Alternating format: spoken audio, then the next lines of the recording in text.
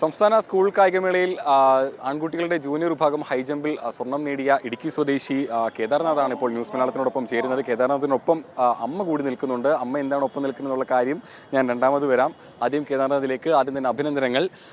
ഇവിടെ ഇപ്പം സ്വർണം നേടിയിരിക്കുകയാണ്. എങ്ങനെയുണ്ടായിരുന്നു മത്സരം? എന്താണ് നല്ല രീതിക്ക് തന്നെ ടൈറ്റ് ആയിരുന്നു. നല്ല കോമ്പറ്റീഷൻ ഉണ്ടായിരുന്നു. ഡിസ്ട്രിക്റ്റിൽ 1.97 ചെയ്തായിരുന്നു. ഇപ്പോൾ ഇവിടെ വന്നപ്പോൾ 9.4.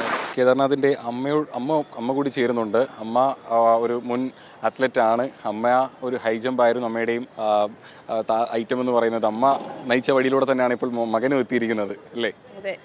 എന്ത് തോന്നുന്നു ഇപ്പം മകനിപ്പം സ്റ്റേറ്റ് മീറ്റിൽ വന്നു ഗോൾഡ് എടുത്തിരിക്കുന്നു? ഞാൻ ചെയ്ത പോലെ തന്നെ എൻ്റെ വഴിയിൽ കൂടെ തന്നെ അവനും വരണമെന്ന് എനിക്ക് ആഗ്രഹമുണ്ടായിരുന്നു.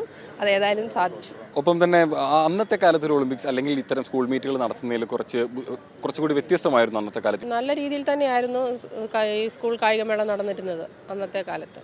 അന്ന് ഏത് വർഷമായിരുന്നു പങ്കെടുത്തിരുന്നത് സ്കൂൾ മീറ്റിൽ? 95 മുതൽ 2003 വരെ സ്പോർട്സിലുണ്ടായിരുന്നു. സ്കൂൾ മീറ്റിൽ എനിക്ക് 4 വർഷത്തോളം ഗോൾഡ് മെഡൽ ലഭിച്ചിട്ടുണ്ട്. ഹൈ ജമ്പിൽ നാഷണൽസിൽ ബ്രോൺസ് മെഡൽ ലഭിച്ചിട്ടുണ്ട്. സ്കൂൾ നാഷണൽസ് തന്നെ. അപ്പം 4 തവണയായിരുന്നു അമ്മയ്ക്ക് കിട്ടിയിട്ടുണ്ടായിരുന്നത്.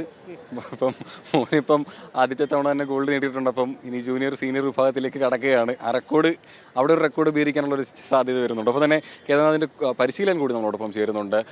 ഇടുക്കിയെ സംബന്ധിച്ചിടത്തോളം ഈ കായിക താരങ്ങൾക്ക് പരിശീലനത്തിന് ഒട്ടേറെ പരിമിതികളുള്ള ഒരു സ്ഥലത്ത് നിന്നാണ് കേദാർനാഥ് എത്തുന്നത്. ഇവരെ പോലെയുള്ള ഒരു അത്ലറ്റുകളെ ഇതിൽ കൂടുതൽ ഒരു ലെവലിലേക്ക് എത്തണമെങ്കിൽ നമുക്ക് അത്യാവശ്യം വേണ്ട ഒരു സിന്തറ്റിക് ട്രാക്ക്, അതുപോലെ അതിനോട് കൂടിയുള്ള ഒരു ഫെസിലിറ്റീസ്, ജിമ്മോ അങ്ങനെ കാര്യങ്ങളോ ഒന്നും തന്നെ ഞങ്ങൾക്കില്ല. ഇതെല്ലാം ഞങ്ങൾ മറ്റു സ്ഥലങ്ങളെ ആശ്രയിച്ചാണ് ഇപ്പോൾ ചെയ്തുകൊണ്ടിരിക്കുന്നത്. മറ്റ് സ്ഥലങ്ങളിൽ പ്രത്യേകിച്ചും മഡിലൊക്കെ പ്രാക്ടീസ് ചെയ്തിട്ട് സിന്തറ്റിക്കിലേക്ക് എത്തുമ്പോൾ പലപ്പോഴും അവിടെ പെർഫോം ചെയ്യുന്ന ആ ഒരു സമയം അല്ലെങ്കിൽ ഈ ഉയരങ്ങളെല്ലാം തന്നെ സിന്തറ്റിക്കിലേക്ക് എത്തുമ്പോഴത്തേക്ക് അതിലൊരു വ്യത്യാസം സംഭവിക്കുന്നുണ്ട്. ആ ഒരു പരിശീലനം തുടർച്ചയായിട്ട് ലഭിക്കുകയാണെന്നുണ്ടെങ്കിൽ ഇതിലും നാഷണൽസിലേക്ക് പ്രത്യേകിച്ച് എത്തുമ്പോൾ നമ്മുടെ കുട്ടികൾ അതൊരു മാറ്റം ഉണ്ടാവില്ലേ? ഉണ്ടാകും, തീർച്ചയായിട്ടും ഉണ്ടാകും. നമുക്ക് മഡിൽ ചെയ്യുന്നത് നമുക്ക് ഓഫ് സീസൺ ട്രെയിനിങ് ഒക്കെ, അതായത് അങ്ങനെയുള്ള ട്രെയിനിങ് ഒക്കെ നമുക്ക് മഡിലിനകത്ത് തന്നെ ചെയ്യുന്നതാണ് നമുക്ക് നല്ലത്.